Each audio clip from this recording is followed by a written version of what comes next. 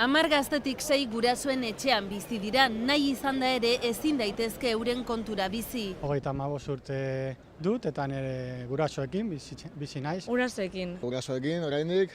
Euskal gazteek soldataren 160 bideratu behar dute etxe bizitza ordaintzera eta askok ezin diote horri aurre egin. Yo estaba trabajando y me han echado. A mí me han hecho contratos hasta de días. Lanak ez dira batere onak eta ez da ondo gauza. Batez beste alokairuak 800 euroan dabiltza gurean eta gazte askorentzat gehiegi da hori. Oso garesti iruditzen zait. Ez dago inolako posibilitaterik hori ordaintzeko, gure soldatarekin ezinezkoa diru hori ordaindu.